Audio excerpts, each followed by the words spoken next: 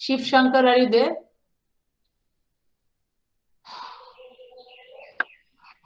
Shiv Shankar? Anal, are you there? Yeah, ma'am, I am there. Yes.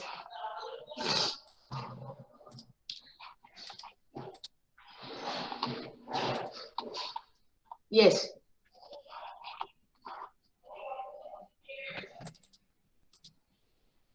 Read these two paragraphs.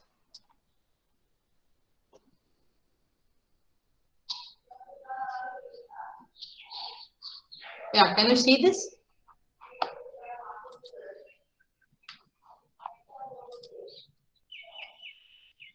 Yeah, can you see the screen? Yes, ma'am. Yeah, yeah. Please read these two paragraphs. Anil, are you there? Okay, ma'am, I will read. Yeah, yeah. These two paragraphs. Okay. In May 1979, a young American environmentalist, Mark Davies, chained himself to a boulder in the Stanislaus Stanislas. River, River in the California. The canyon where he lay formed part of the reservoir of the New Melons Dam, who, whose construction was in his organization, uh, Friends of the River, had long but unsuccessfully opposed. In October 1978, the Army Corps of Engineers had completed the dam, and the following April it closed the floodgates. The level of the reservoir started to rise, and it appeared as if the campaign to save the Stanislaus had failed. But then, in the act of rare heroism, Mark Davies went into the water and chained himself to a rock. He chose a hidden spot, and only one friend knew of the location. Maybe another. Thank you, Anil. Okay, ma'am. Maybe anyone else can read the second paragraph. This is a different context. Who would like to read the second paragraph?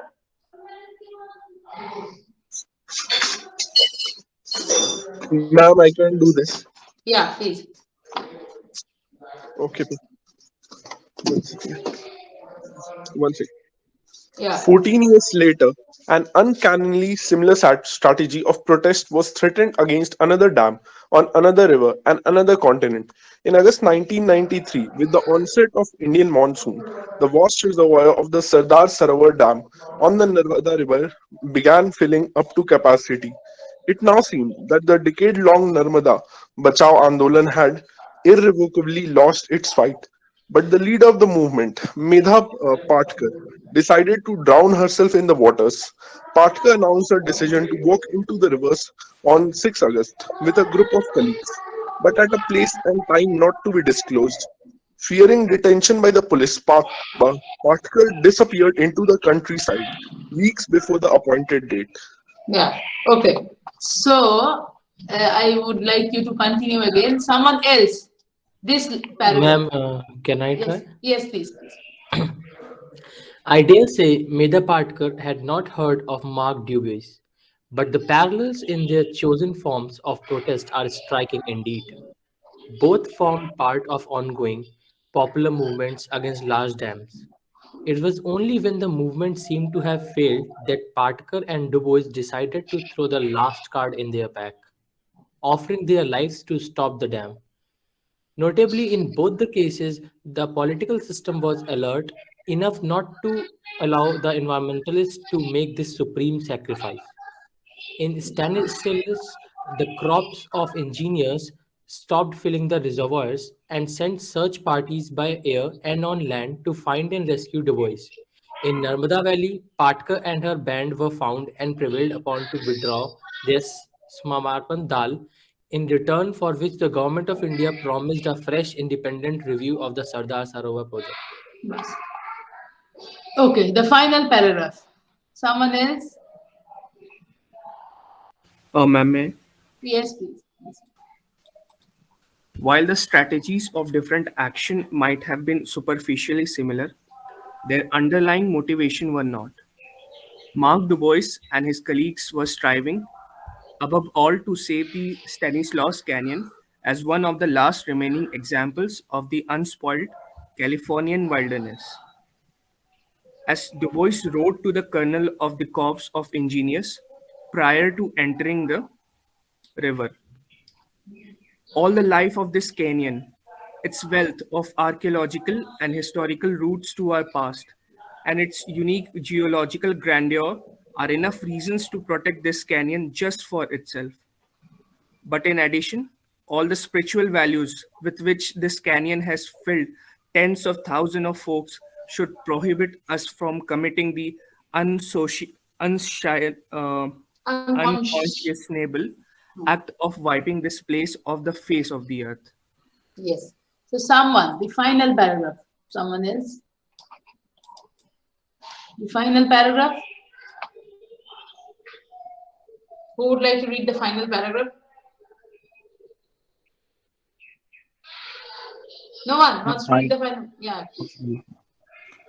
In contrast, Patekar and her colleagues hoped not only to save the Narmada River itself, but also, and more crucially, the tens of thousands of peasants to be displaced by the dam being built on the river. When completed, the Sardar Sarovar project will submerge a total of 245 villages with an estimated total population of 66,675 people, most of whom are tribals and poor peasants. True, the dam will also ind- inundate old growth forests and historic sites, but it will most emphatically of all destroy the living culture of the human communities who live by the Narmada River. It is thus a move towards our ultimate goal of first socially just and ecologically sustainable model of development. Yes, yes. Uh, like go Thank ahead. you. Thank you. All right. So what could you make out of this? Who would like to quickly respond? Roshan, are you there? Roshan? No, absent. Ma'am, I'm there. Yes. Ma'am, I actually could not follow everything from others' readings.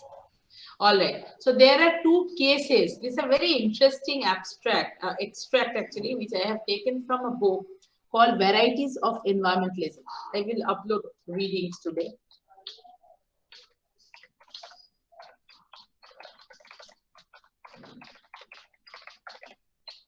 So this is a book, Varieties of Environmentalism. Of course, the second part of the book is also important, the title. So Varieties of Environmentalism. It says North and South.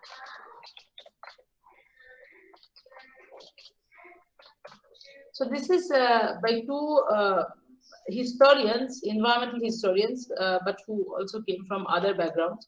So Ramchandra Guha was a trained historian, but Juan Martinez Elier, he also had a background in science. So there are two, one is an Indian and the other one is a Latin American. Ramchandra Guha, I think some of you have heard his name because he's also a very popular writer. He has a lot of writings on cricket, nationalism, and those things. So Ramchandra Guha and Juan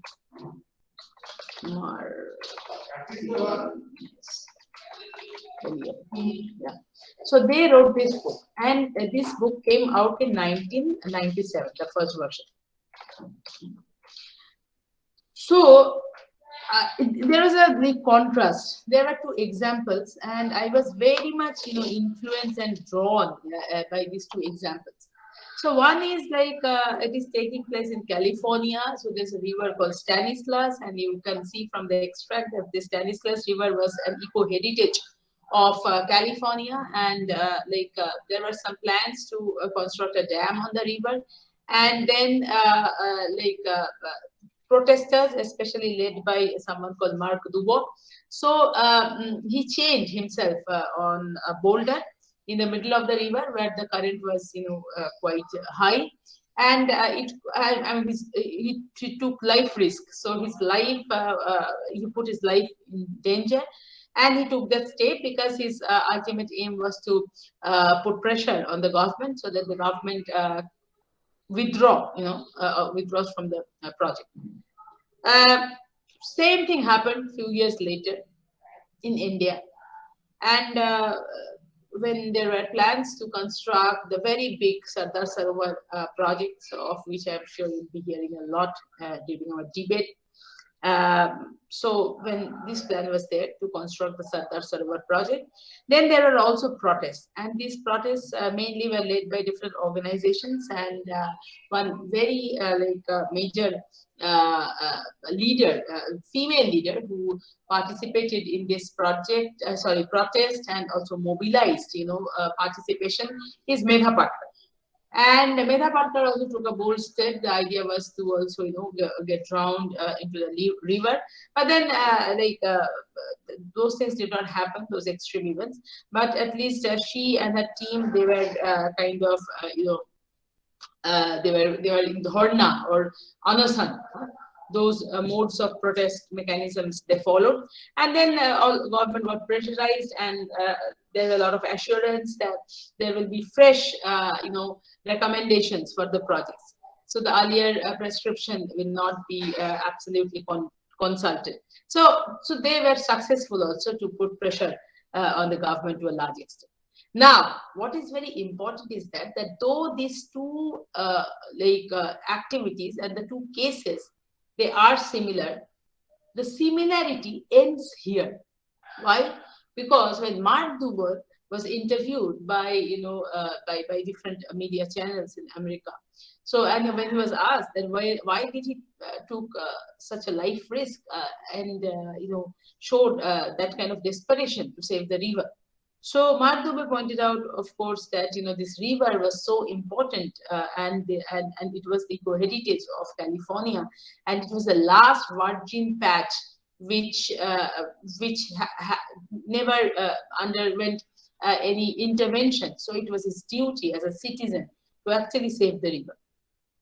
But when Medha Patkar was asked a similar question here after a few years, when she was engaged into the protest, or she was actually participating in the protest and following those protest mechanisms, the same question was asked to her, that why this kind of measures were implemented, which are of course very risky.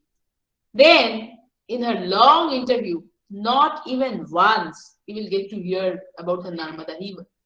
So it is only about the people, communities, villages, houses, households, these things appear in her interview.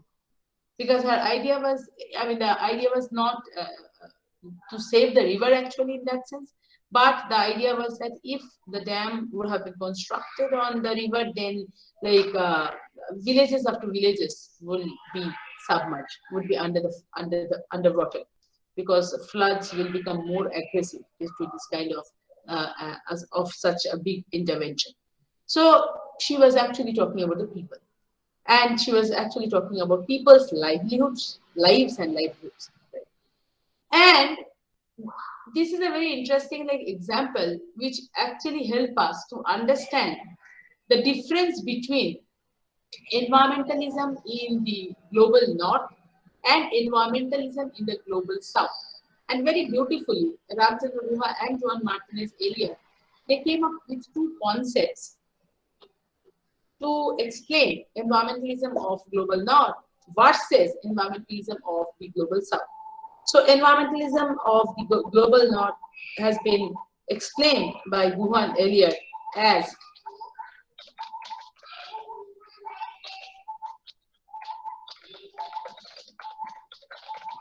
ecology of affluence, and environmentalism of the global south has been explained by Guha and Elliott as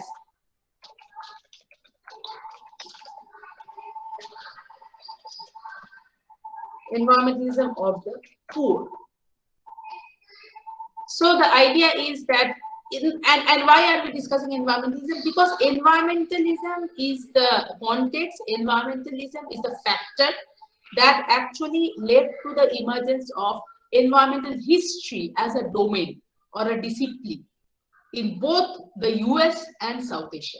So I think I mentioned yesterday that two regions which had kind of like advanced environmental history like anything, two regions where environmental history had its root, spread, development, consolidation, and advancement are the United States and South Asia. Right? But you can see, and of course, in from environmentalism, environmental history had its birth. How I will explain. But this is something which is very important, that the environmentalism of the global north is markedly different from the environmentalism of the global south, because one needs to understand that people became ecologically conscious in the US or, for example, even Europe uh, during the post-industrial period, because by that time development was already done. Like Europe developed like anything. Europe and US, most importantly, they of course were developed parts of the world. So they were the developed world, and they were affluent. So US was definitely an affluent society. And then after, like when the economy was absolutely in shape, GDP figures were performing really well. So, and then when the environment was getting degraded, so people had some consciousness. They were concerned that, you know, if pollution levels and this kind of things go on like this, then it is getting problematic for the citizens, right? So they had an urge, they had an impulse to, you know, to ferry on clean canals and to breathe clean air like that. So it has some kind of an elitist orientation, and it is not absolutely related to the core livelihood issues in that sense. So that is the argument that Guho and Elia raised later. So this book came out in 1997, but now if you see the history, and there are many scholars, many historians, even some of my friends, they have actually critically interrogated this theory. But why I still, I know those updated theories and discourses, but still, if you ask me honestly, like I am very much still get influenced by this, because like this was the first book in that sense to clearly flesh out things which were interesting, definitely. And then with this kind of a background, with this kind of fundamental pretext, later, it provided the scope, it provided the opportunity for historians and for other social scientists to actually get engaged into this field and to ask questions that every environmental historian should actually ask. Every environmental historian should actually ask. So yes, ecology of affluence means like where a post-industrial society was striving to breathe clean air and have a beautiful non-polluted city, and because by that time their economic development was already at its climax or peak. On the other hand, Guho and Elia argued that in India, for example, like in several other countries of South Asia or maybe the global South, environment and livelihoods, they are not distinct. They are absolutely related to each other. So again, in the US, there was also the development of a particular field called called deep ecology. So, and the idea was that acres and acres of forests and canal stretches, rivers, those patches should be left by themselves. There should be no human intervention. And this is known as the deep ecological thought, where you have an extreme, like extremist point or rather you have an extremist pro-conservationist take. So, those patches should be left by themselves. There should be no human intervention and those kind of things.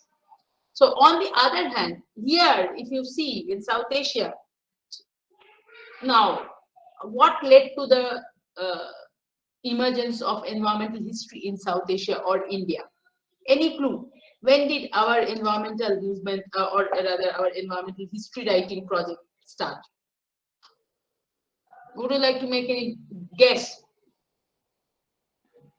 When do you think? Which When decade? the sake for economic development, we started disrupting livelihoods of tribals and local communities. Right. So would you like to give a hint to the time period? Ma'am, it would probably be like somewhere after independence, but I mean, I know that's a very, very vague timeline. Like No, that's the no, best I can think of as of now. no, but you are Ma'am, right. I think 1970s. Yes, yes, absolutely. Yes, think a bit earlier. So it's 1970s. And what happened during the 1970s? Pranav was right. But would you like to specify also? What happened in the 1970s? Any Ma'am, idea? I'll just make a bold guess that Please. maybe just because we gained independence and we were just a developing country, we had to catch up with the developed countries, and hence there was a large scale uh, development. There were large scale development plans throughout the country to Yes, industrialize, and probably that led in disruption of many livelihoods. yes. And then what happened? That was about to, cause disruption of livelihoods. So to check that, what happened? So when these discussions were going on, that these projects will be implemented, and it was quite evident that there will be disruption of livelihoods. So what happened then? Exactly. So Pranav, can you continue? What happened?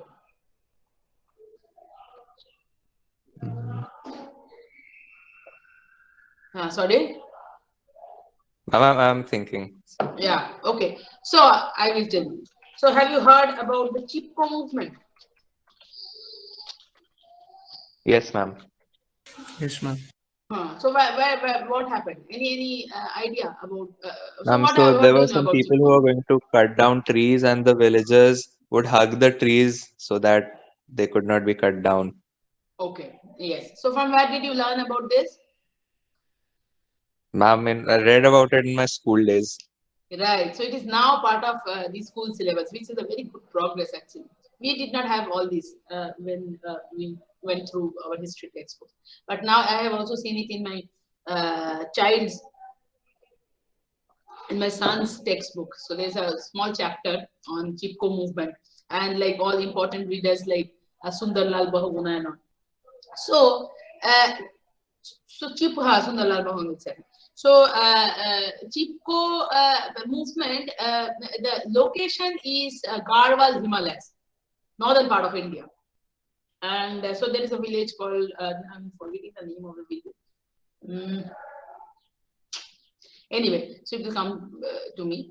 So there's a small village, and then Gayatri Devi, and so she organized a protest. And what did they do? They went. So there were like the forest, which was where the development project was about to come up, and of course it meant that trees will be cut down. So these forest villagers, and under the leadership of this very desperate and prompt and bold lady, Gayatri Devi, they in front of the forest officials, they actually went inside the forest and they started hugging trees. On the day when it was planned, when the bulldozers actually entered the forest, and when there were plans to actually cut down those trees. So on that very day, on the very day in the morning, these people went inside the forest and they hugged the trees. And the idea was that if you want to cut down the trees, then you have to first cut us, so there will be bloodshed. This cutting of trees will not be without bloodshed. And why you think that they were so prompt in their action? Because do you think that, so what was it? Tell me. So what do you think? Why did they hug the trees? They love trees a lot. What was the logic? Ma'am, I think they viewed trees as part of their families. Yes, and what else? Actually, ma'am, their livelihood, they The main believe reason that was their livelihood, that the people of the forest was belong to the tribals, and the Right. people whose livelihood solely dependent on the forest products. It should be exclusive to them. Yes. They Chirag, are you very want to strong. It add? should not be commercialized. Sorry, Chirag. They have very strong religious beliefs about trees in their Mm-hmm. culture. And why do you think that religious beliefs were so strong in India always? It was part of our philosophy, eco-philosophy in that sense. Because Ma'am, hmm, I think in ancient time, India has a very good philosophers, and because of the impact of that, we have very strong religious beliefs. yes, and always you will see that even if you see the hymns, if you take a look into the hymns of the Vedas, you will see there are so many like vandanas and shlokas and mantras that actually embrace all kinds of natural resources. And also, thinking nature as natural resource was also not, the Indian case. So nature was always worshipped as a big agent which actually had a whole lot of control in our lives. And so nature was not a resource, nature was not a commodity, but rather nature was an agent. Nature was something to be worshipped. Nature was something to be embraced, and this was also related to other livelihood dimensions, because people were wise enough to understand that that nature provided livelihood. So if we are unrolling with nature, at the end of the day, we are compromising with sustainability. So that idea comes up very clear. Again, I am not romanticizing, because there are also few problems. It's not that everything should be extremely glorified, but this is more or less the case. Because of course, the kind of historical sources that we have, you can see a direct correlation between love for nature and respect and reverence for nature, and the idea that nature provides us with livelihoods and all other services that we actually need. So we have to we are stewards. So the idea of stewardship was there. So we are not owners, but we are stewards of nature. So nature is never a commodity, but it is nature. Like, it is all powerful, all encompassing nature. Right? So that is very much there, in our, or that was very much there in our blood, and in villages, this feeling is even also strong. But again, when I'm saying this, these days, it will also not be very correct to draw this kind of linear correlation. But at least if you compare it with some other countries, you will find that that belief is still there. Till date, lot of rituals are performed, surrounding nature, embracing it. So, of course, on one hand, these people, they definitely had a respect about trees and their, and feelings, deep emotional attachment with trees. But at the same time, this emotional attachment is also not separate from their economic needs. So, and also they loved trees and they respected trees because trees also took care of their livelihoods. So here you will not be able to separate. You will not be able to separate, philosophical, ritual, religious beliefs, practices, with economic needs that also were taken care by nature. So this is like this is a like very how do I say, composite assemblage of feelings and practical needs and aspirations and security, right? Food security and environmental security, everything as a package. So that is why the people, uh, okay, all right, Om. So that is why the people, they out of their emotional attachment and out of their economic desperation, they took such a bold step.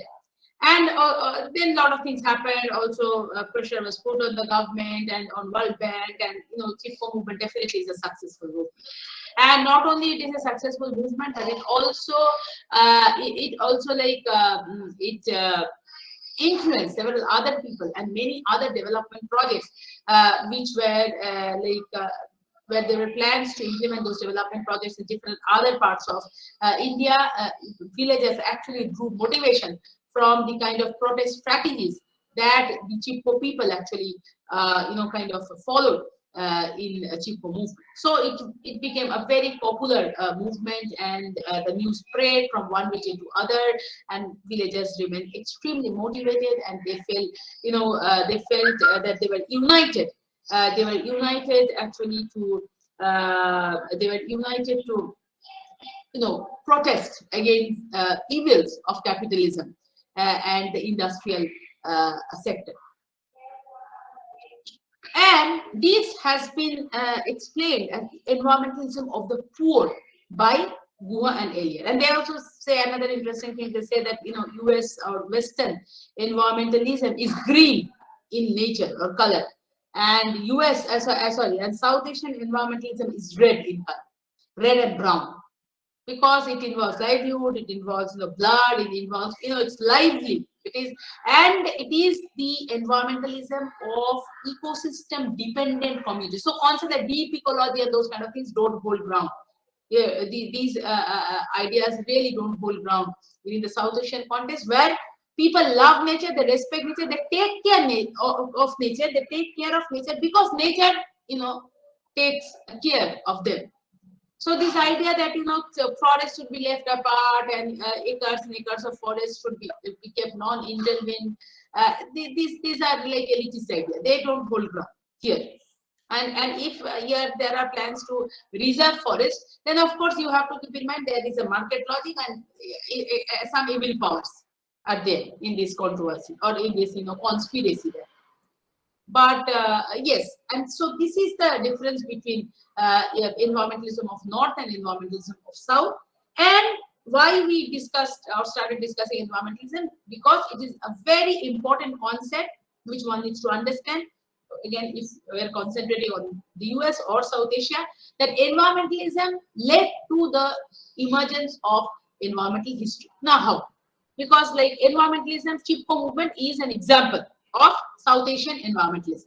South Asian environmentalism of the poor. So Chipko is a typical and the first example of South Asian environmentalism of the 1970s.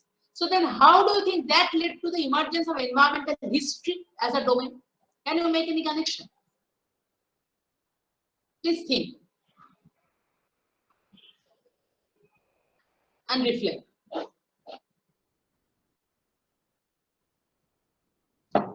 Is the question clear? So Chipko. No, ma'am. Can you explain once Yes, again? I'm asking the question. So Aditya, what I'm saying is that if you want to trace the emergence of environmental history, right, within any context, global north, global south. For example, let us think about South Asia now. So if we are thinking about, or we are trying to trace the emergence of environmental history as a domain or a discipline, right, then I am saying that environmentalism or environmental movement, environmental activism triggered or facilitated the emergence of environmental history in South Asia. So environmental activism, we give the example of Chipko. So Chipko is the first instance of environmental activism in independent India, 1970s. Now, how do you think that this kind of a movement, and later other movements, of course, led to the birth of a discipline called environmental history? Can you try to make a connection? Ma'am, I think that once it is just like if a movement has been instantiated by some people, then in the future, if any such occurrences arise where the environment is being harmed or some non-environmentalistic steps are being taken, then we can draw parallelism that even at that time these movements have happened, and we can, I mean, it can be a source of inspiration for people to protect nature. Okay, Aditya, can you come again once more, because I had some network issue, I think so. Number of times, I couldn't hear you properly. Can you please come again? Hello, Again am I once more? audible? Yeah. Yes. Better now. Thing Yeah. is that let us say some movements have happened in the past. So environmental history basically talks about those movements. So that how even in the past we have taken some bold steps to protect nature. So I think that the study of environmental history will also inspire the future generations that and current generations, that even if any non-environmentalistic steps are being taken now, then it can inspire people that you can take bolder steps to protect nature. So Okay. that's what Okay, I. got it. Also, And ma'am, yeah. can I add something? Yes, yes. Yeah, ma'am, I also think that it is very much like general history because, or let's say in future, someone is doing something wrong with environment. So before diving directly into the movement, it is always said that if you know if you want to do something big, you must know your history. So what you can like we can learn from that, like what mistakes they did, like if they make the event violence or violence supports the event or it defames the events. So we can learn from the mistakes from the past and then improve on it. All right, all right. Yes, yes. Ma'am, I have another view on this. Yes. Can I say? Please, please.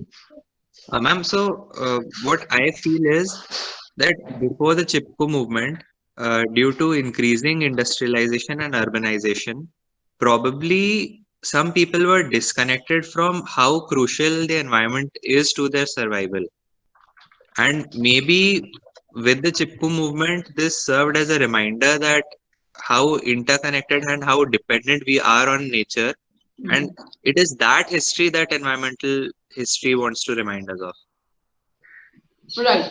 So all of you, all of you have, kind of shed light on very important and crucial points. Now, I'll streamline it a bit because I know, I formally know what happened actually. So what happened is that if you take a look into the history textbooks, then you will find that, uh, Indian history was also written along different waves. You will be able to trace different waves of writing Indian history of the country, history of India. So initially, so history writing as a project actually it started in British India, and people like James Mill and John Stuart Mill, they for the first time they started writing Indian history. And unfortunately, that was imperialist history writing because the British showed that India was a very backdated, backward country, and only with the coming of the British, India modern age started in India, and like British did everything good from railways to mining to other things. But before the coming of the British, the medieval period was a dark period, and the ancient period also the rulers were bloodsuckers. They were very cruel, and our economy was very backdated. So this was how our history, unfortunately, was written. Now, this was challenged by the next group of historians, and this is also very much related to the political, ambience of those times. So the nationalist. Nationalism also boosted kind of it acted as a very positive variable for people to write the nationalist history of India. So they pointed out, the British actually made false claims, and the way Indian history was projected, of course, was wrong. It was distorted history. And by that time, a lot of interesting developments also started taking place. And through technology, through archaeological excavations, whole lot of things got unfurled. So, for example, in 1922, Rakhaldas Banerjee and Dharam Sahani, with their effort under ASI, Archaeological Survey of India, Harappa, Mohenjo-daro, the Indus Valley civilization was unearthed, and it absolutely showed that India was actually a glorious, country. And so the British point of view and the imperialist notions were actually very, very much countered by nationalist historians. And also when the nationalist historians covered the modern period, they talked about our Indian independence movement, different political movements from civil disobedience to quit India, to the movements which were led by Netaji Subhash Chandra Bose, Azad Hind Fauj, and a lot of this kind of history. Much later, during again this 1970s and 80s, historians, they started again critically interrogating into this, saying that Indian history just seems that it's political history. Not only the names of rulers and leaders and kings and big leaders and stalwart leaders like Mahatma Gandhi and Netaji Subhash Chandra Bose and Jawaharlal Nehru, and movement means only civil disobedience and this kind of non-cooperation, etc. Like all India scale movement. So what about things that actually happen in villages where they are not subaltern leaders? So this term is very important. Subaltern. This term was formulated. It was already there. It is actually something that has been taken from Antonio Gramsci.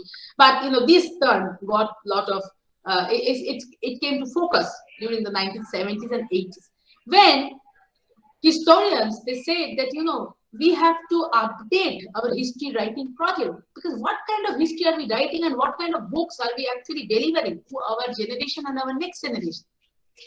Our perspective needs to be changed.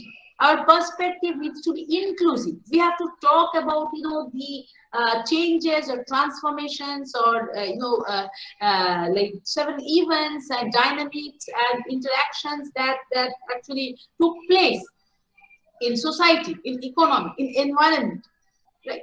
And Chipko movement, actually, a lot of things happened, so I will not be able to cover everything now.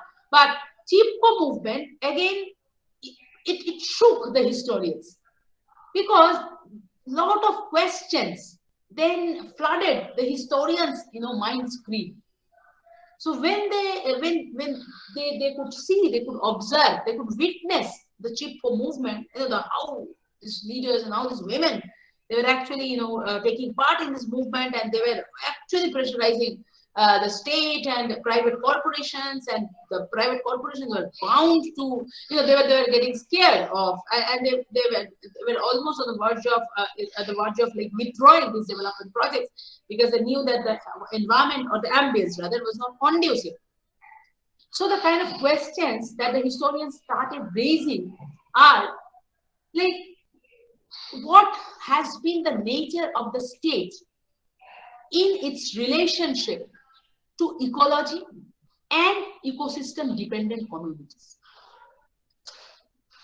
So did the state always play a negative role, and did the state always had a pro-development take that seemed to be catastrophic for ecology? And did this kind of an attitude and this kind of how do I say, like this kind of a pro-conservationist stance also affect the livelihoods of several communities? What happened? From where did the state learn these attitudes?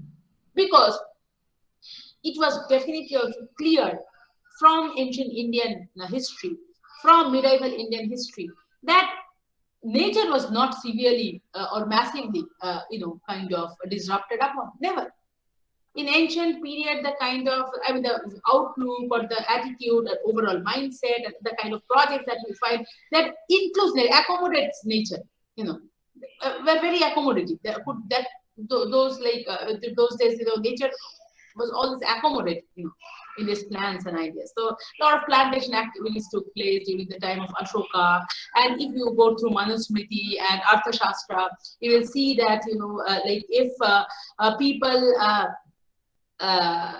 they polluted wells or canals, then punishment or punitive measures were taken against them. So you will find lots of these laws and, how do I say, litigations and things like that.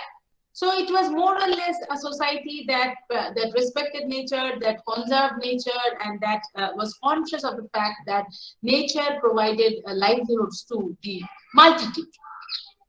Same thing in the medieval period also, like if you just take a look into Fatehpur Sikri, so it's a garden city, right? And all these like Mughals and the Sultanate, they were like very important, played very important role in the excavation of canals and the maintenance of beautiful cities. And they also definitely had a whole lot of respect for nature, and that comes out sharp if you go through Persian chronicles and the different sources, medieval history sources that have come down to us. And you will say all these rulers were like, they embraced nature like him. Then what happened? From when did actually there was a departure in the outlook? From when did nature become natural resource? From colonialism, from Yes. the onset of colonialism, due to the intention of the Britishers, who Hmm. actually treated us like objects, who treated our country like an object, and that is a source Right. of all natural resources, and not a not just another country. It is we were treated just as a mere source of natural resources. So Right. that Right. was what led to. Right. So exactly. So the historians started asking questions that that the Chipko instance absolutely shows that the state was not at all ready to accommodate the society and or rather larger economic needs of society of mainly the downtrodden and ecology at all. So from when did, as Sindhu mentioned, but from when did and from where did the state actually learn this kind of an attitude? So that was the question. So the historians wanted to focus on the relationship between ecosystem dependent communities, meaning the tribals, the marginalized, the ethnic communities, ecology and state. So they wanted to shed light on this relationship between these three key actors. State, actually four key actors. The state, nature, the marginalized people who are directly related to nature, and the private funding agencies. Because of course, ultimately capitalism was the engine that could facilitate the whole process. So the historians wanted to find the root from, they wanted to explore. They were in search of roots to this kind of an attitude and outlook and perspective. And they pointed out that this was a departure. This was a departure from the actual Indian ethos to nature, and from the actual Indian understanding and awareness of cohabitation, cohabitation with all other species, and the respect to concepts like entanglements, etc. So it was a departure, and Chipko movement could clearly show, the how the state was, absolutely to a great extent, actually was anti-environment in that sense, and hence anti-society. And when I say society, of course, society here implies the marginalized multitude. Right? So they started asking questions. And very interestingly, it was Chipko movement, that is a contemporary movement, that enabled historians to then go back to the past to trace, the dynamics of relationship between all these actors. And as Snigdha rightly mentioned, they found out that it was a colonial period. It was a colonial period from when this departure was actually crafted. And you will be like very happy to know that within the next 2.5 decades, like very rich scholarship, books and books, books after books, flooded, the literature. So promising, rich books on environmental history. So for a long period of time, mainly late 70s and the entire 80s, lots of books were actually written on forest history, because Chipko movement, again, it was a forest movement in that sense. So the historians actually, they brought to the fore forest issues, and amazing books were written, many books. So even like Varieties of Environmentalism is one such example, and then there are very prominent historians like Ramchandra Guha, Mahesh Rangarajan, Madhav Gadgil, and many people coming from other fields also, even the scientists. So Madhav Gadgil, for example, is a scientist. So they also became very interested to trace the roots of this state, nature, and society relationship. Right. So different books were written, and then from 1990s, there was again a shift from forest history to water history, Because can you again point out very quickly what led to the emergence of water history? So initially the thrust was on forest, but then what happened? How did historians also started uh, shifting to the domain of water? It's very, you can draw a parallel. It's very simple. So if Chipko movement led to the emergence of forest history in that sense, what led to the emergence of water history as part of environmental history? What kind of environmental activism was, I mean, taking place in the water sector? Any idea? The Sardar Sarovar Dam one. Sardar Sarovar Dam and several other, protest movements, anti-dam protest movements. That also played a very important part in shaping, water history of South Asia. And so many books, again, by like path-breaking works by historians like Rohan D'Souza, like Esha Shah, David Moss, David Jean, and many others, because I can keep telling names because this is my area. And as Snigdha pointed out very rightly, they came up with, historians came up with concepts like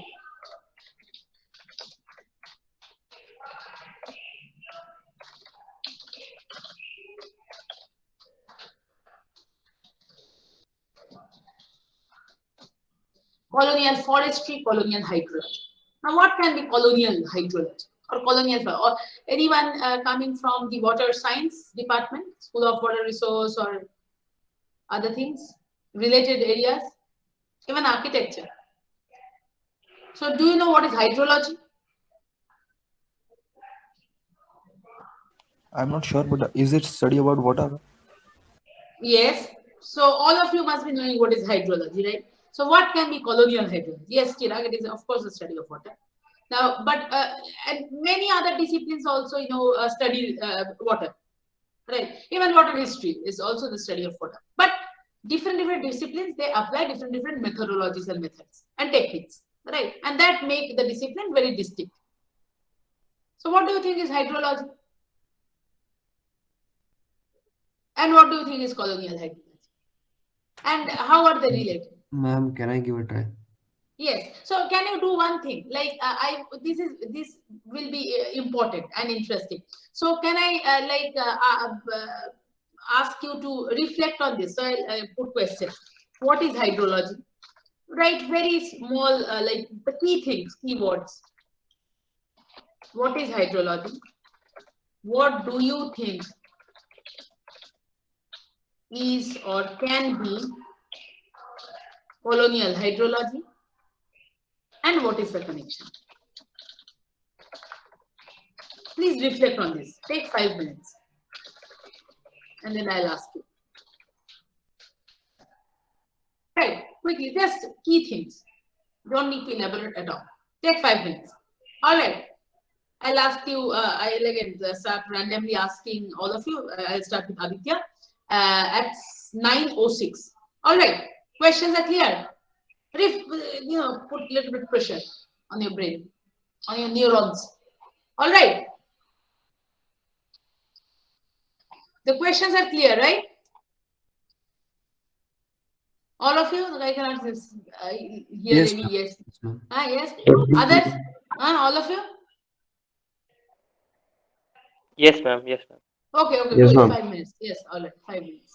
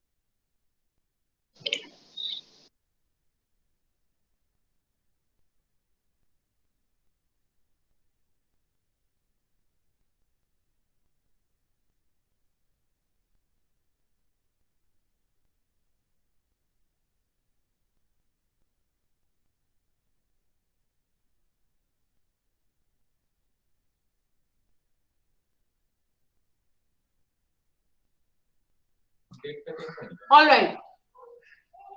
So could you reflect? Could you write? Yes, ma'am. Yes, Aditya, please go ahead.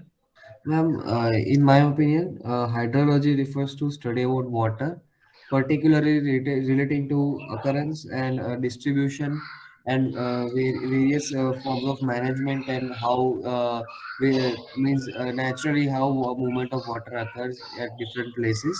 Mhm. So that is, and now what colonial hydrology means in the context of India means with the when British came to India, like as Snino mentioned that we have they looked at India as a means large pool of natural resources. So they tried to impose some Western methods of managing water, and like traditional water management styles were no longer used, and like this was not done for the betterment of people, but this may ensure that wherever water resources were required, they were exploited to their full extent. So that is what I think about colonial hydrology. And Mhm. the connection means yes, both are related, because even this study, if we treat colonial hydrology as a study, then we are here also we are studying about how the British restricted movement of water across at different places so as to ensure better exploitation, and obviously movement and distribution has been controlled have been under control of British. So that's the connection. Right, absolutely. So I think I've covered everything almost. So thank you very much. So did you also read something on this? Actually, ma'am, I think we had discussed about this in a previous class, so I recall about it. You talked about this in a class. Very good. Thank you very much. So anyone else would like to add anything? Do you have any point to add? Yes, Pranav? Ma'am, yeah, hydrology is more or less covered like water, including water cycle and water resources. Right. But in colonial hydrology, like it's the like it's the study of like how the British diverted like the river flow or changed the water resources according to their needs. Mm-hmm. So this is very important in India's context because it's our recent history. So we should know like what all changes the British did, so that if those changes are not as like not up to our mark, so we can like undo those changes or do something to correct those changes. Like if they diverted the river flows to some like specific industrial areas or for their cash crops and stuff, so we can get the like we can control the water resources of our country because water is a very big problem in India. Huh?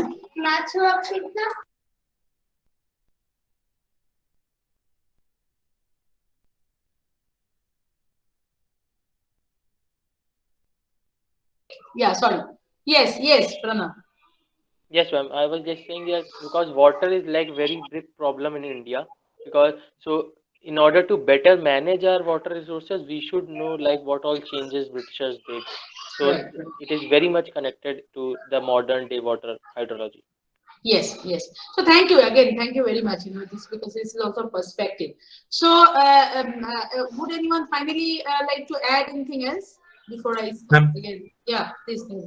Hydrology is the study of the distribution and the role of water in our lives that in essentially encompass the various factors that attempt to waste it and methods to regain it. This is connected to colonial hydrology because colonial hydrology is actually the lack of intent of saving water during the colonial period, which has its roots on the fact that the British actually considered water to be a mere natural resource. Yes, thank you. So yes, Roshan, hydrology. Yes, come from and go everything whole what a cycle, right? What a cycle was affected. Okay, yes. Now, so I will, for example, hydrology, as all of you have rightly mentioned, and Roshan has also pointed out that hydrology, the core of this, hydrological sciences is the hydrologic cycle. And this hydrologic cycle, is again a concept which was developed by Robert Houghton. I don't know whether you have heard this or not, but find out things about him. So Robert Houghton actually, conceptualized this hydrological cycle, that how, like the entire hydrological cycle and evaporation, transpiration, transmission, and everything. You just, you know better than me about what this hydrologic cycle is all about. And this is one development which took place before Robert Houghton, conducted his experiments and came up with this concept of hydrologic cycle. There was there were other experiments which were conducted in the laboratory of Antoine French Lavoisier. So have you heard the name of Lavoisier? Anyone Yes, of you? ma'am. Yes. Okay, so what did Lavoisier do? Regarding biology, he was involved. Yes, and regarding what? So I think it was in the lab of Lavoisier that this the idea that water consists of two molecules of hydrogen and one molecule of oxygen. This was kind of this was the finding.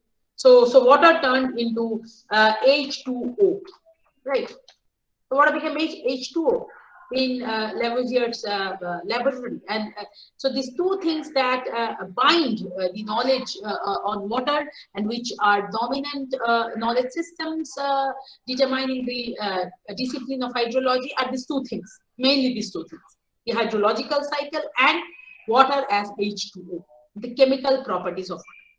Now, do you think that this is problematic? This can be problematic. So this is hydrology, which is absolutely based on these two major fundamental pretexts, like water as H2O and water, the movement of water, the circulation and distribution of water, conceptualized in the form of hydrologic cycle. So what can be the problem? Why is this problematic? And what is problematic? Why do you think that this the entire discipline of hydrology, then looking into water as H2O and understanding water only from the hydrologic cycle, this knowledge system can be a bit problematic? Yes, ma'am. I think because there is no involvement of humans and involved in this thing, like how human use affects this cycle, and how different communities and their use practices affect. Exactly, right. So Anand, did you get my thanks, Aditya? So Anand, did you get my question or point? Yes, ma'am. So what do you think? What is your take on this? So what is your, would you like to share your comment on this? Yes, ma'am. Like Aditya said, I also think that it is quite problematic that if we should not only consider the effects that other environmental processes are having on hydrology, we should also consider how human society can affect hydrology. For example, colonial hydrology is all about that when the Britishers arrived, how they diverted the use of water for their purposes, and how it affected the people who were originally using those water resources. So I think that we should also take into consideration the effect that people are having on water resources. Right. So yes, and Aman, I think we also kind of your sentence, society and water usage have always gone hand in hand. This is also something which is very important and strong, and that is why in the last from when it's very new actually, 2013, 14,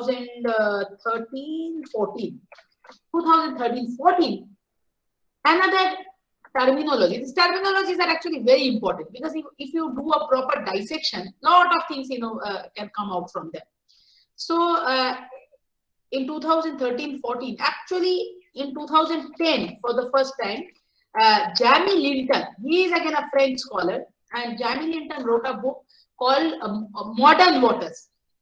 Right, and then in 2013-14, Jamie Linton, along with Jessica Burtz, both of them, they published a special issue in a very a good journal, very it's a peer-reviewed, of course, high impact factor journal called Geoforum. It's a very good journal in terms of geography and several other natural social sciences.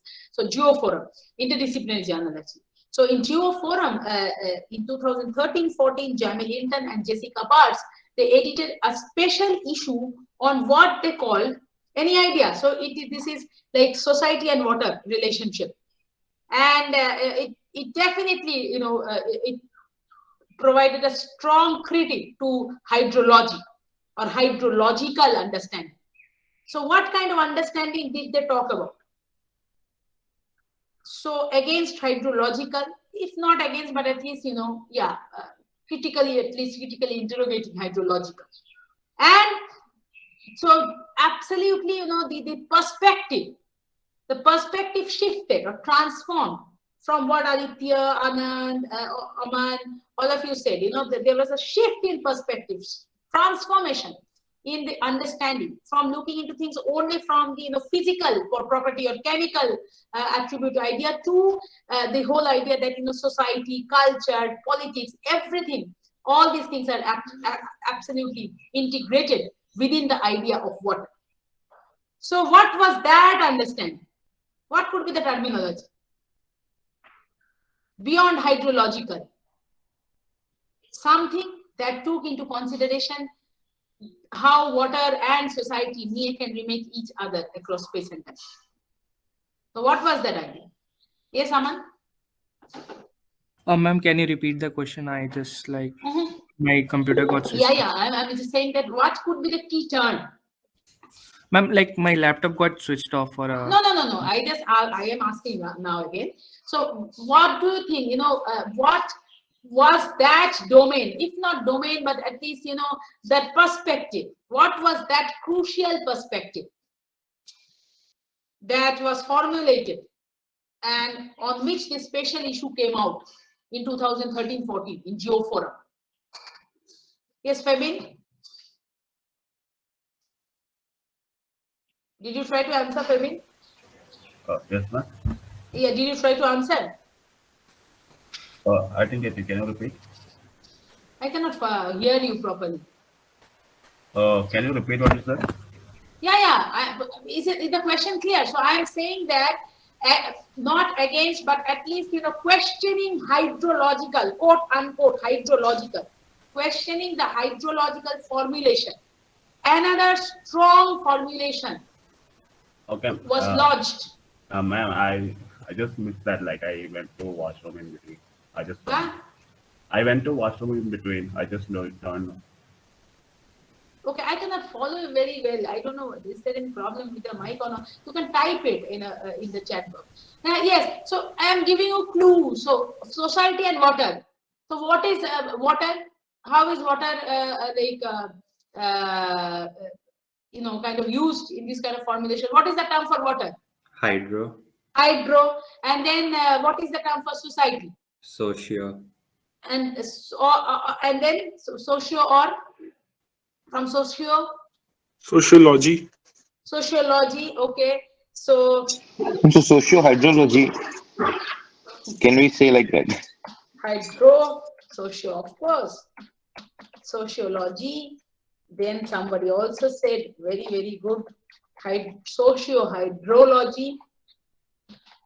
But still we have not, we still have not been able to crack the code for this 2014 Geoforum special issue. Hydro, then? I missed some domain missing that we are yet to. So hydro and sociology. So for example, when we are talking about society. So Social. Which component are we discussing? Discussing. Human So, beings. Human beings particularly. Yes, yes, but from society, what is the key term? What comes up from society? In hydrosocial, something like that. Exactly. So this is hydrosocial. But very interestingly, you also dropped in, right, hydrosocial. So you also dropped in the idea of socio-hydrology. And this is damn interesting because today, exactly today, if you take a look into water science, what kind of research is going on in the water sector? So there are two major fields today. No more hydrology. Of course, hydrology is there. If I say no more hydrology is there, I will just be slaughtered by the School of Water uh, resources in our campus itself. But no, hydrology, of course, is still there. But more and more people are actually, they are understanding the very fact that water science is absolutely interdependent. Water itself, water does not mean H2 for sure. So water is beyond H2, right? If one tries to look into water as as H2O, then someone is really abstracting water from political, social, cultural, economic, all different kinds of dimensions that actually converge with each other and shape water. So there are two fields today. So one is socio-hydrology and the other one is hydrosocial. So these two fields are there now, and you can also understand from these terminologies that again, socio-hydrology is increasingly dominated by the natural scientists who are very keen, who are eager, who are interested to accommodate social variables into their quantitative modeling or model design. And on the other hand, hydrosocial practitioners, they are mainly from the disciplines like history and anthropology, sociology, where there is lot of emphasis on qualitative research. So ethnography, field work, they look into the power equations, hierarchies, and all these things. So 2013-14 is very important because it shook, it shook the so-called knowledge system that was there for a long period of time, for centuries, right? So how did Western hydrology emerge? So Western hydrology also emerged during the time of Renaissance, when so-called, there was a development or emergence of quote-unquote modernity. And everything was defined, everything was boxed, everything was, everything had to, kind of have a definition, right? And unfortunately, that also led to reductionism. And Westerners, they brought this knowledge, they transplanted this knowledge in the colonies. And South Asia is not an exception, of course. And so colonial hydrology is actually Western hydrology, where water was perceived as H2O, and which means that water no more remained nature, but it got transformed into a natural resource, and it got transformed into a commodity. I use one of my very interesting favorite quote. Let me try to see whether I'll be able to find it or not now. Just give me a second.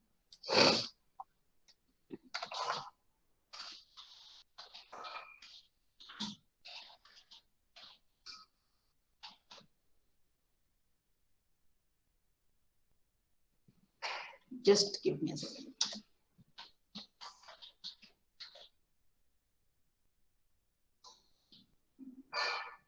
Yeah.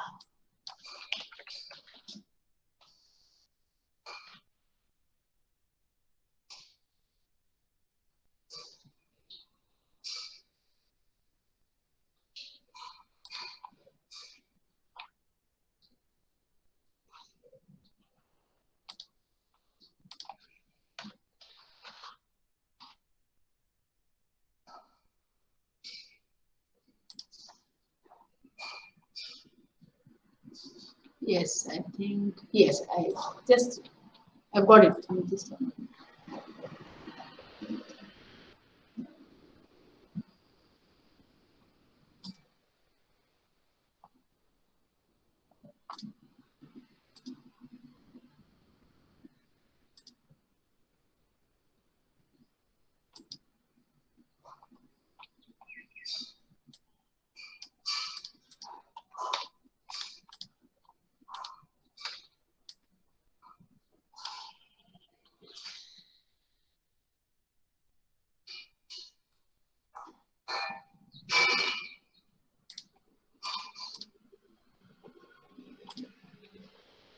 Can you see this slide? All of you, can you see this slide? Yes, ma'am. Yes, Huh? ma'am. Okay, so just read it. Anyone? Yes, please read this portion. 420. 420,000 cubic yards of water per hour flowed into the sea, and at the rate of rupees 500 per hour or 12,000 per day for 240 days, it gave rupees 2,880,000. Flowing water equals liquid gold. Yes, this is something I have. This is my thing. So you look, water is equal to liquid. But yeah, it just if you take a look at this, yes. So we'll read it once more. Just once more. Allowed? Yes, please. So 420,000 cubic yards of water per hour flowed into the sea, and at the rate of rupees 500 per hour or 12,000 per day for 240 days, it gave rupees 2,880,000. Flowing Right. water equals liquid gold. Okay. Then who is he? This is something which this is a quote by him. This is from his diary.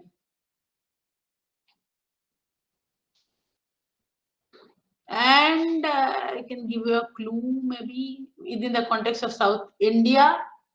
Who constructed the Godavari Dam or the Godavari Anikat? Which colonial official's name is associated with the Godavari Anikat? Do you know it? So he's Arthur Cotton. Arthur Cotton. And so he was doing this calculation on the Godavari River. So he's doing a calculation on the Godavari River, and he was Arthur Cotton. And one parallel is like, not parallel, but one distinction is that on the other hand, we have 70 words for water in Sanskrit dictionary, and there can be a lot of discussion on etymology of words, etc. So I'll not go into this. But my point was, so my point was that how immediately, with the coming of the Britishers, there was this shift in perception where water absolutely transformed into a commodity. So the whole idea was extraction, exploitation, use of water. It's not that we have not used water before. Of course, we use water. Every civilization uses water. Civilization can only, there can be only civilization with the use of water. Always, this habitation or civilization grew up on the banks of rivers, and of course, water in, water out system had to be there for any city for that matter. But what was significantly different during the British period, and Aditya also mentioned when he talked about colonial hydrology, that India, South Asia, and also the other colonies, experience an altogether distinct kind of an experience, which they could never experience before. And colonial hydrology, of course, it also includes capitalism. So colonialism means colonial capitalism, right? Because the idea was drain of wealth, and the idea was to make profits very fast, within a very less stipulated period of time, and there had to be huge returns on investments. And that is why everything, not only water, forest, soil, everything was looked as or perceived as a commodity, which need to be harnessed to make way to huge profits. That was the idea. And that is why what happened is that if you look into forests, so colonial forestry for that matter, the whole idea was, of course, deforestation, massive deforestation, to make way to their mega projects like railways, like mining, like shipbuilding, and of course also like introduction of cash crops, to which had a whole lot of value in the export market. So immediately with the coming of the British, natural or nature or the ecological balance was disrupted like anything. And they had those sophisticated techniques. They had the knowledge, they had the technology, they had those technological innovations, they had the techniques, they had everything. They were equipped. They were absolutely equipped to carry on, this kind of violence on nature. And this was not their land. So they were, no need. They did not really need to worry about it at all. And so in 1850s, I think 56, the first forest officer, Dietrich Brandis, he was invited from Germany.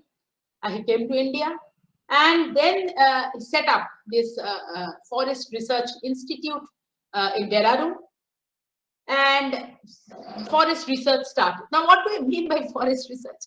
Actually, forest research started to promote and legitimize deforestation. This is again the crux of colonial forestry.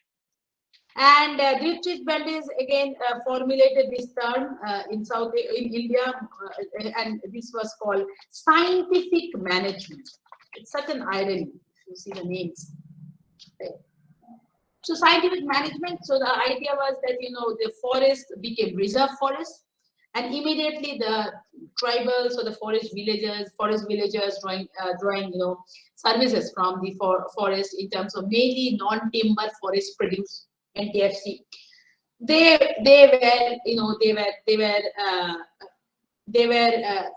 entries were restricted, and people for a few years couldn't understand what was happening. So they went inside the forest. They kept on collecting fodder, etc. But they were also castigated as criminals, because as per the forest laws, the first forest laws which came out again in 1850s, first forest law. So that absolutely said that the forest was the the property of the forest department. So the people had no right on forests. So people who lived here for ages after ages, centuries, immediately they were kind of they became outcasts in that way. So they became aliens to their own land. And when they couldn't, because they were not educated, they were not. It was not possible for them to understand the nitty-gritties of the British legal system. And so when they went inside the forest, they were slaughtered, they were castigated as criminals, they were jailed, imprisoned, punished, and many people also lost their lives. And unfortunately, everything was done within the sophisticated, legitimization of what came to be known as scientific management of forests. So they said, the British knew how to manage forests, how to maintain forests, and the entire concept of reserve forest was launched in India. Same thing happened, in the water sector. But in the water sector, we of course have a different story, because water sector was not so easy to be managed. It was not easy for British to, tackle water in that sense, waters, right? So waters became unruly. Water behaved in an unruly manner, and the British administration really had a tough time in managing tropical water. So why am I saying this? Why they faced confrontation and lot of challenges. So forest, unfortunately, the people were protesting. People also protested that time, but even they were brutally suppressed. But in water sector also people protested, but beyond the protest of people, first and foremost, water was also protesting against the British. So what do I mean when I'm saying this? Why colonial forestry was still easier, to kind of get deployed, but colonial hydrology was not. So the meaning and the essence, they are similar. So colonial forestry, Western knowledge system on forest, transplanted to the colonies, and its implications, long-term, short-term, moderate, and long-term implications. Same thing. Colonial hydrology, knowledge on water in the West, transplantation of that knowledge in the colonies, and its long-term socio-ecological implications. But colonial hydrology, or more importantly, this implementation of colonial knowledge system on the water sector was difficult. So why do you think that it was difficult? What kind of difficulties the British could face in the water sector, which they did not face in the forestry?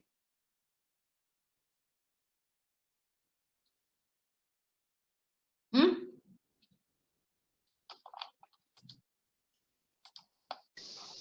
And for example, forests, they can be altered. So they can go into a forest and they can cut down the trees, and they can also impose physical restrictions so that others cannot enter the forest. But Right. however, water resources like rivers, they are extended over a very large area.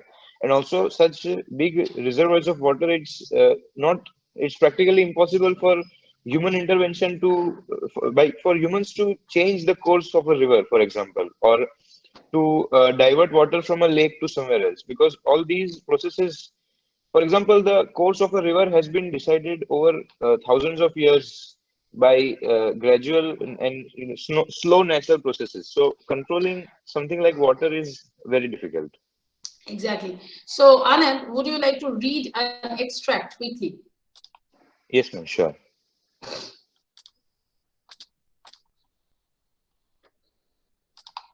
This, can you see the highlights? Yes, ma'am. Yes, this one. In the first stage, pre-deltaic, the river runs on a lower level than the surrounding country, winding through mountain valleys and skirting the base of the hills. During this part of its career, it receives innumerable streams and tributaries from the higher country on both banks. So far, it answers to our common English idea of a river, but no sooner does it reach the delta than its whole life changes. Instead of running along the lowest ground, it gradually finds itself hoisted up until banks form ridges which rise high above the adjacent country. Instead of receiving confluents, it shoots forth 100 distributaries. In short, it enters upon its career as a deltaic river and presents a completely different set of phenomenon from those we are accustomed to in European streams. So now, Anand, can you understand the challenge for them? Yes, You had ma'am. already mentioned it, yeah. So this is from William Hunter. So Hunter is again one very prominent. He was one of the very prominent colonial officials, and this reference is on the Mahanadi Delta actually. And so this is on the Mahanadi Delta, and they actually went mad because they thought that it will be easy to tame rivers in South Asia or India, but it was not, because our temperature, climate, geomorphological patterns were extremely different from the temperate context. So tropical South Asia, in that sense, tropical deltaic estuary in South Asia was different from temperate Europe. So, they faced enormous challenges because they couldn't really understand, the behavior of the river. And quote unquote, the river became unruly to them. You can even imagine the departure. So, to us, rivers were gods, goddesses. To the British, the same rivers, the Ganga, Mahanadi, these rivers, Godavari, they were unruly. So there was this ontological shift from divinity to unruliness. And why unruly? Because they were not being able to manage the rivers. And why even more unruly? Because their techno-chauvinistic like arts, or their techno-chauvinistic idea or impulse was getting hurt. So techno-chauvinism was not working over here. So our rivers were giving a direct challenge to their technological knowledge. And the techniques to control water, to come up with embankments, and to design perennial irrigation system, and then finally to come up with massive infrastructures in the form of dams. They were not, these techniques were not working smoothly here. So, and why did the British want the rivers to behave like a calm, composed, so-called quote-unquote ruly manner? We had no problems with our rivers. We had no problems even, with the delta. Rather, delta, if you take a look into the demographic data, you will see that always deltas have been inhabited by many people. Always the density of population, had been higher in the delta areas. So we had no problem with our rivers. So what kind of problems do you think that they had with our rivers, and especially in delta regions? Very quickly, what do you think? Ma'am, I Yes. think they had set up industries in city areas, Mhm. and then they wanted, unopposed supply of water over there. Right. So that's, and however, the means in delta regions, I don't think very much industrial development took place. So that's could have been a reason that they wanted to tame the rivers. Yes, but they also they were desperate. For example, Kolkata. If you take the example of Kolkata, Kolkata itself is a delta city, and it was the hub of the British economic center, commercial center. A lot of industries, at least during that time. And but yes, so then what kind of threat actually? So they couldn't really bear with our floods. They couldn't tolerate floods. Why they couldn't tolerate floods? Because if you now try to think about the economic system, British also changed our economic system massively, right? I don't know whether you remember things from your school textbooks or not, but I'm sure that you had read about permanent settlement, Rayatwari settlement, Mahalwari settlement. You remember permanent settlement and all? So when the British came, they wanted, so there was the major change again was their taxation mechanism. Before the coming of the British, India had India did not have a system of fixed rent regime. So the taxation system was absolutely flexible. So, and it was also not on the gross produce, right? It was on, it was not on the absolute produce, but there were gross calculations were made. So, for example, there were different intermediaries like talukdars, mazumdars, etc., who are employed by kings. I am talking about the medieval period, just before the coming of the British. So, these people, mukaddams, talukdars, they used to collect taxes in the form of also, vegetables, rice, and other things. And if there were floods or droughts in a particular area, there were a lot of relaxation. And the idea was that when floods will be over and when the fertility of soil would increase, then these people, these households will be paying more taxes, 3 times more taxes to the state, because they would be able to do that during that. But British, with the coming of British and with the implementation of permanent settlement, the idea was that every month. And there was also the establishment of the zamindari design. So a new class of landlord, again based on European idea, emerged here. So there was this rise of the intermediary called the zamindar, and the zamindar, their main purpose was to collect tax from the people. And there were very stringent laws every month on a particular day before sunset. So these were known as sunset laws. So before sunset, the zamindars had to give that amount of tax to the British, collected in cash. But it was not possible. It was the people found it to be very difficult, because especially during the time when there were floods, so cultivation could not occur for few days, for few weeks actually. And unfortunately, there was no accommodation of this kind of volatility. And when I'm using volatility, I'm not using volatility as a negative construct, but actually positive construct. So, but unfortunately, this British system, capitalist system, was so standardized and rigid that the British were not even ready to accommodate these uncertainties and unpredictabilities and volatilities into their scheme of things. And so floods were perceived to be a curse and not a blessing anymore. But if you take a look into the pre-British situation, floods were worshipped actually. For example, in the Ganga Delta, the Mahanadi Delta, the Godavari Delta, you will see that people had coped with floods. There were adaptive behaviors to floods. And on these actually, the water historians had written a lot. So, for example, there are works on the Mahanadi Delta by Rohan D'Souza, fascinating book, Dammed and Drowned. So, and then there are works, for example, in North India, where even like European historians have shown that how the British absolutely ransacked our river systems.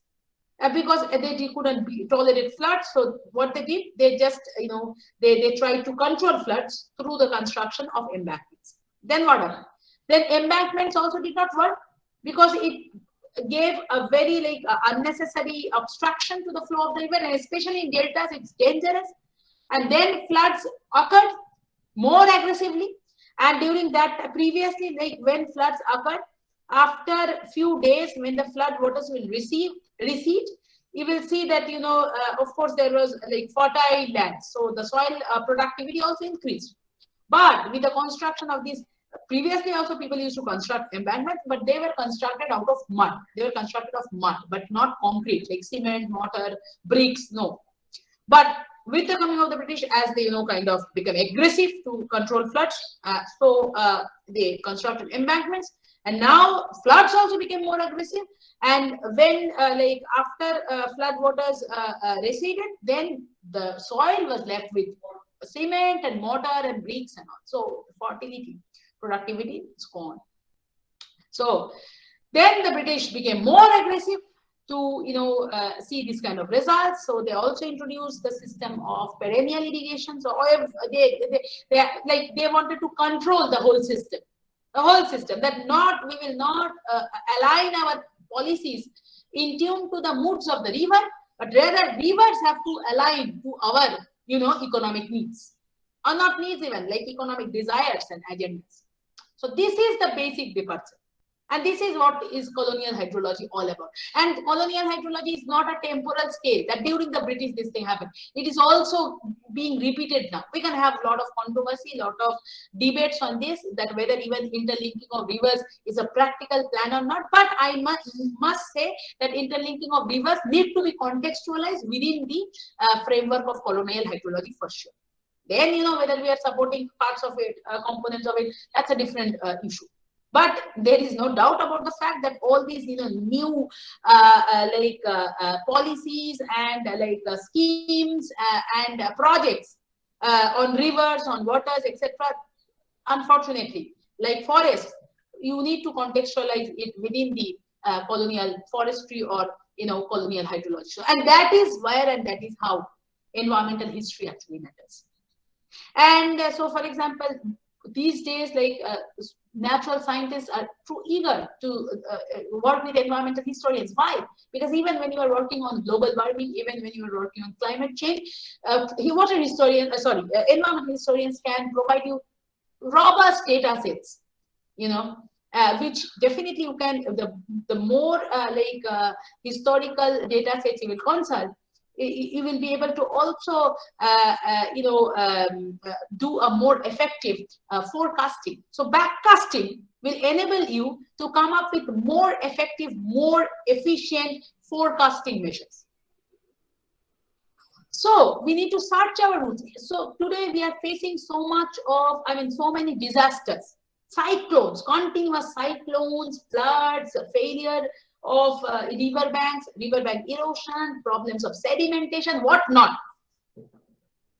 But how can a particular civilization deal with all this without taking into consideration environmental history and what happened in the past decades?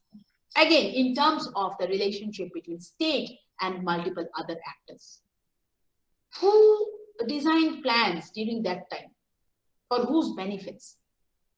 And what kind of implications, chain reactions, ramified impacts it had on us, and the legacy is still continuing.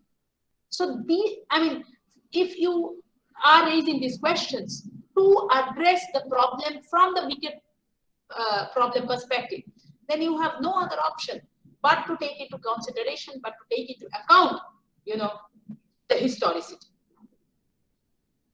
So I will maybe continue with this for one more class, one more hour, where I will be giving concrete examples and references from some of the very recent works, our works also, one or two, and continue the same, and maybe focusing on disasters. And then I think then there will be some assignments again on environmental history. So 9 minutes still left with us. Any question, anything you want to ask? Readings will be uploaded. Ma'am, Yeah, yes, Praveen. like apart from what you said, like I come from Kerala, like we have the Mullaperia Dam in Kerala, so it was actually built to divert the Periyar River from flowing towards the Arabian Sea to the Madras area, like to the Bay of Bengal. So it was actually built to provide water to the areas which were scarcity of water in Madras presidency. Like the actual motive was not because of floods, but rather for cultivation and farming. Yes, yes. I think this is an important example, Praveen. Yeah. Like it was like 100 or 200 years ago. What? Like it was made like around 100 or 200 years ago. Yes, yes, yes, yes, yes, yes. Right. Yeah. So, any question you have for me? I'm not really related to what we discussed today, but something related to Karl Marx. So, like, I can go after more relevant questions have been answered. Okay. Well, you can ask now, no problem. I don't think there's any immediate question for me right now. So, ma'am, I was reading this book on economic thought, and naturally there was a chapter on Karl Marx. And what I observed was that in that chapter, it almost entirely discussed how Marx was criticizing capitalism and not what he was suggesting as an alternative. Like he wasn't saying that, take everything from the people and then distribute it equally. He just pointed out an analysis showing how capitalism is unstable. So in order to criticize Marx, why are we citing examples like the Soviet Union in order to show that, Marxism will fail? And I'm not a proponent of like Marxism or anything. I'm just saying that why are we giving this example if we know that Marx did not propose a solution? He was just, and a scholar who was saying that this system might be unstable. So why do we defame Marx when why do we defame him by citing examples of communist nations who have used Marx as an idol and then defame him? Yeah. You are from which discipline? You are from which department, Pranav? Mathematics. Yeah. I'm very happy that you actually raised this. Very happy, very happy. So I think the smile on my face was an outcome of this happiness. So long controversies are taking place among different groups. Very unfortunately, you have raised a provocative question. So, and I don't know. I very much know how to answer this, but I'm just trying to be wise. But I don't think I'll be able to be wise finally. So, unfortunately, very, very. So you can see, Pranav, now you just consulted one or two pieces, right? If I understand you correctly, and we had interacted a lot since the last 1 month. And after this, you can understand, and you are raising this question, and I'm so happy that you raised this question, and people cannot understand this. So now my question is, do people really not understand this, or there is also a propaganda that we will not understand things as we should? Getting it, what I'm trying to say? Yes, ma'am.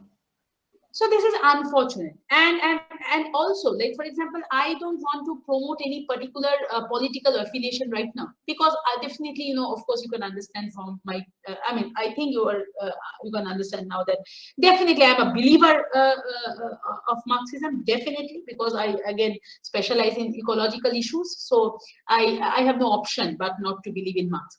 And when we say, like, for example, Karl Marx and Marxism are always not the same, because it has taken different dimension in different countries. And Soviet Union example is such a different kind of example. Yes, Lenin, for example, was a staunch believer again of Karl Marx, and the way also Lenin wanted Soviet Union to be, it did not happen because these things are very, very complex. So, you know, the way political turns and political trajectories actually take place, you know, those political trajectories are, they may get influence from some of the theoretical tenets, but theoretical discussions, understandings, and also, you know, the way, for example, Marx explained capitalism. That's the best explanation of capitalism till date, and that is why Karl Marx's books still, I mean, the publishers make most of the money out of it.